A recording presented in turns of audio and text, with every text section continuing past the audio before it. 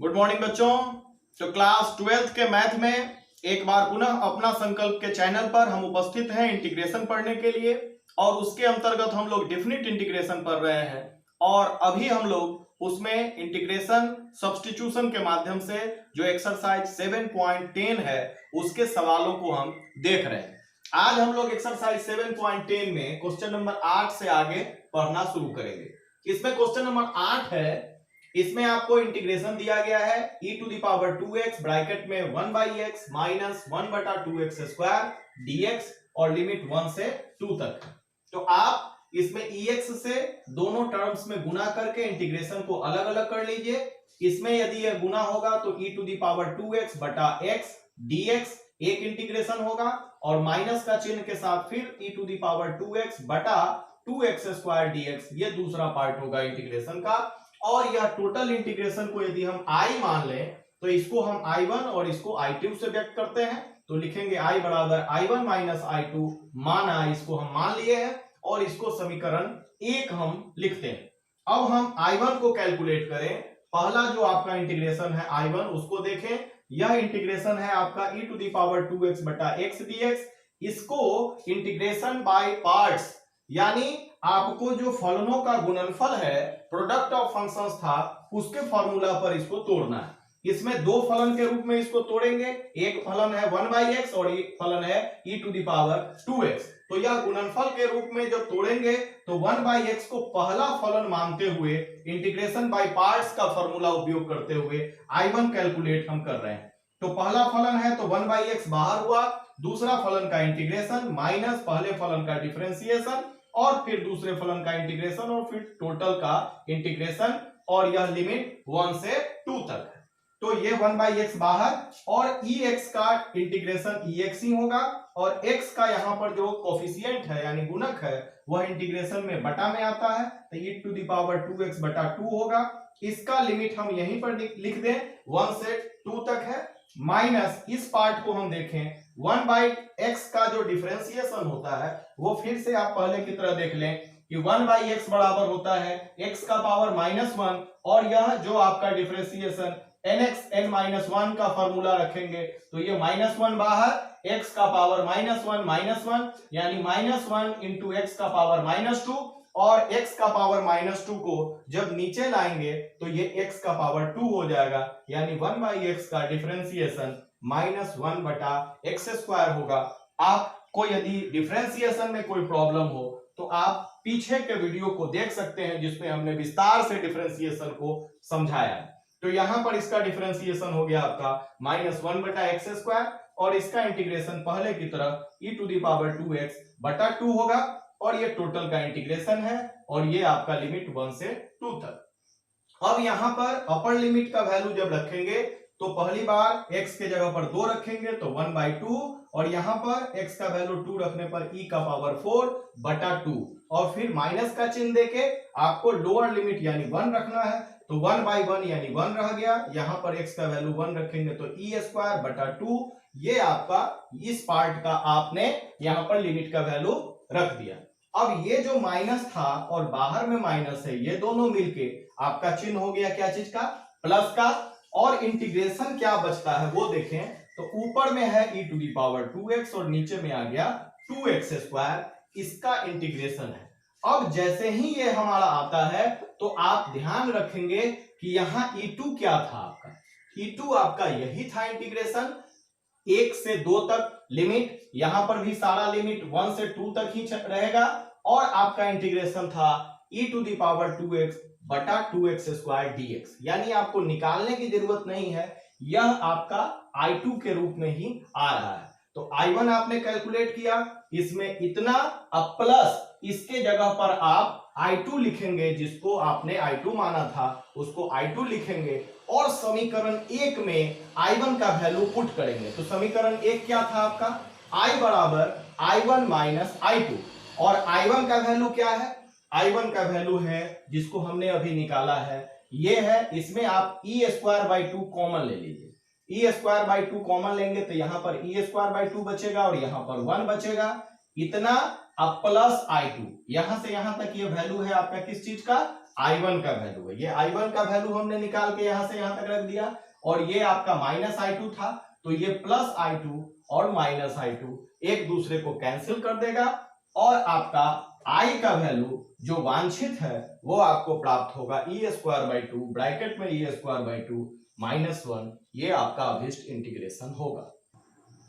अब इसका question number 9 जो ऑब्जेक्टिव क्वेश्चन में है उसको देखिए, उसको कैसे सॉल्व करेंगे। यहां पर है x माइनस एक्स क्यू का पावर 1/3 बटा में x का पावर 4 dx, और इसका लिमिट 1/3 से 1 है। आप क्या करिए कि इसमें अंश में एक्स क्यू से भाग दे दीजिए।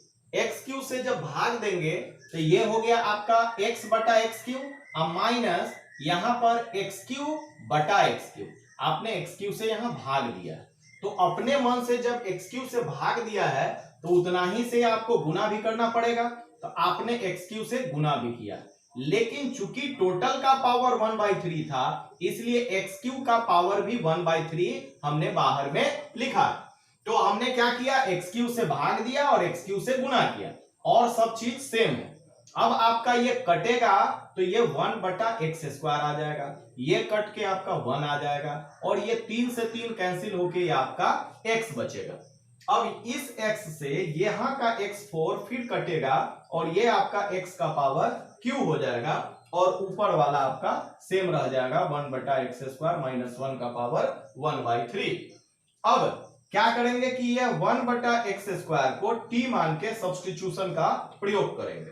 तो 1/x² को जब t मानेंगे तो इसका जब डिफरेंशिएशन निकालेंगे तो यहां पर क्या है, x का 1/x² का मतलब हुआ यहां पर x का पावर -2। तो ये आप nx n-1 वाला फॉर्मूला जब रखा जाएगा तो ये nx और -2 -1 यानी x का पावर -3, ये डिफरेंशिएशन है, और इतना dx बराबर dt होगा। अब यह जो पावर -3 है इसको नीचे ले जाएंगे तो पावर प्लस हो जाएगा, यानी -2/x³ dx बराबर dt आ जाएगा। अब यहां पर आप तुलना कीजिए तो यहां पर 1/x³ dx है, और यहां पर -2/x³ dx है। तो आप क्या करेंगे, 1/x³ dx का वैल्यू कैलकुलेट करने के लिए ये जो -2 है उसको इस साइड ले आइए, तो यहां पर क्या आ जाएगा, 1/x³ dx बराबर -1/2 dt। इसका जब वैल्यू कैलकुलेट कर लिए तब आप लिमिट को चेंज कीजिए t के सापेक्ष में। तो लिमिट यहां पर लोअर लिमिट 1/3 था, तो x का वैल्यू जब 1/3 होगा तो t का वैल्यू हम यहां से कैलकुलेट कर रहे हैं। तो यहां पर x का वैल्यू 1/3 रखिए, तो t बराबर आपका क्या होगा, 1/x का वैल्यू 1/3 का स्क्वायर, तो ये हर में आपका 1/9 आएगा, और 1/9 हर में है इसलिए पलटेगा तो ऊपर जाके ये आपका 9 आ जाएगा। फिर उसी तरह अपर लिमिट आपका x के सापेक्ष 1 है, तो यहां पर x का वैल्यू जब 1 रखेंगे तो t का मान आपका क्या आएगा, 1 आएगा, यानी x बराबर 1 तो t बराबर भी 1। अब इस पूरे इंटीग्रेशन को चेंज कीजिए t के रूप में, तो आपका i बराबर क्या होगा, यहां से देखिए 1/x² को आपने t माना तो t -1 का पावर 1/3, और यहां पर जो 1/x³ dx था तो 1/x³ dx का वैल्यू -1/2 dt है। तो आप -1/2 कांस्टेंट राशि को बाहर और यहां पर dt लिख दीजिए, तो आपका और लिमिट जो था 1/3 से 1 वो चेंज करके आपका हो जाएगा 9 से 1। तो ये आपने लिमिट को भी t के सापेक्ष चेंज कर लिया, तो यहां पर आपका -1/t, और इसका इंटीग्रेशन क्या होगा, x का पावर n का जो फॉर्मूला है x का पावर n+1 बटा n+1, यानी जो आपका t -1 था इसमें पावर में +1 और बटा में +1 हुआ, और लिमिट 1 से जो है 9 से 1 जो है अपर लिमिट और लोअर लिमिट इसको में रखा। अब यहां पर जब ये आपका इंटीग्रेशन निकल गया तो पहले अपर लिमिट रखिए, यहां पर 1 का जो t का वैल्यू जब 1 रखेंगे तो 1 - 1 0 आएगा, और 0 का पावर कुछ भी होगा तो ये टोटल आपका 0 हो जाएगा। फिर माइनस का चिन्ह देके आपको t का वैल्यू 9 रखना है, तो t का वैल्यू 9 रखेंगे तो 9 - 1 यानी 8 का पावर ये भिन्न का जोड़ होके 4/3, और ये भी बटा में 4/3 आया। तो काटने के लिए देखेंगे कि इसका बटा में जो है 3 है, तो किसका पावर 3 होता है, तो 2 का पावर क्यू होता है 8, तो 8 के जगह पर हम 2 का पावर 3 लिख सकते हैं, ताकि यह जब पावर से गुना होगा 4/3 से, तो 3 से 3 कैंसिल हो जाए, और ये जो आपका हर में 4/3 था वो ऊपर जाके 3/4 आ जाएगा। अब देखिए क्या आता है, ये माइनस और माइनस गुना होके प्लस होगा, उसके बाद यहाँ 1/2 और 3/4 को हमने गुना करके 3/8 लिख दिया अलग। अब इसको देखिए 3 से 3 कट गया, 2 का पावर 4 आपका बचा, तो 2 का पावर 4 क्या होता है, 16 होता है, तो इसके जगह पर 16 लिखा। अब ये 8 से 16 कट जाएगा, कितनी बार, 2 बार कटेगा, तो ये आपका 3 गुना 2 6 इसका आंसर होगा। अब इसका लास्ट जो ऑब्जेक्टिव है क्वेश्चन नंबर 10, वो देखिए, यदि fx बराबर t sin t dt और लिमिट 0 से x, तब f डैश x है। याद कीजिए f डैश x का मतलब होता है डिफरेंशिएशन ऑफ fx।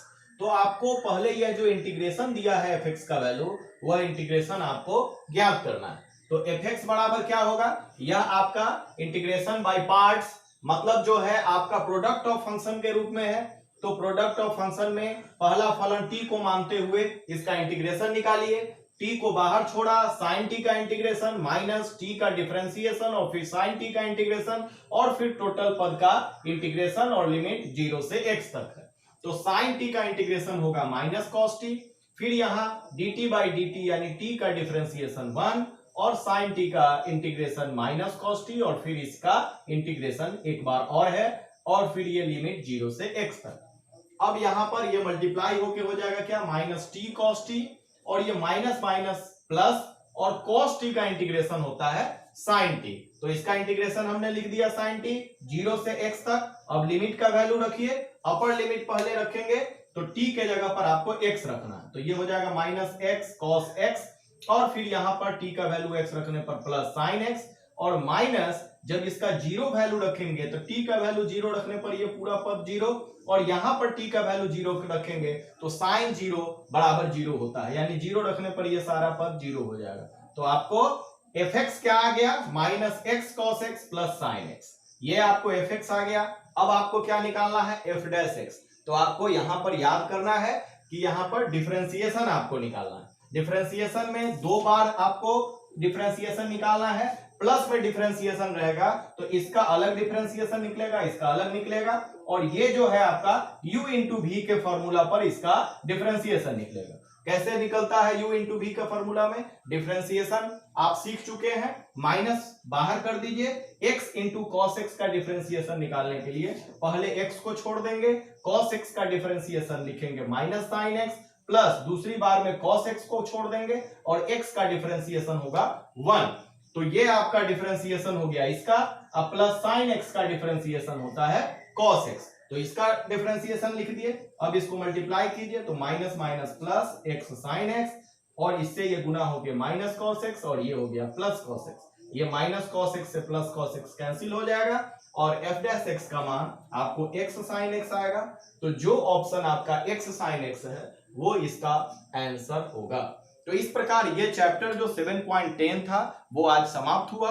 अगला चैप्टर जो शायद जो है आपका इंटीग्रेशन का अंतिम चैप्टर होगा, वह आपके लिए बहुत ही महत्वपूर्ण है, आप लोग बहुत ही ध्यान से उस चैप्टर को पढ़ेंगे। उसके लिए कुछ नए जो आपका सूत्र है, जो आपका इंपॉर्टेंट रिजल्ट है, उसका चर्चा पहले हम अगले वीडियो में करेंगे। उन रिजल्ट को देखने के बाद आपको अगले चैप्टर जो बहुत ही इंटीग्रेशन का महत्वपूर्ण चैप्टर है, बहुत सारे ऑब्जेक्टिव उससे पूछे जाते हैं, बहुत सारा जो सब्जेक्टिव क्वेश्चन है उस चैप्टर से पूछे जाते हैं, तो आप लोग उसकी तैयारी करने के लिए पहले पीछे के चीजों का रिवीजन करते रहें, फॉर्मूला को याद करते रहें, और इसी तरह इस चैनल के साथ जुड़ते हुए अपने मैथ क्लास को पूरा करें। धन्यवाद।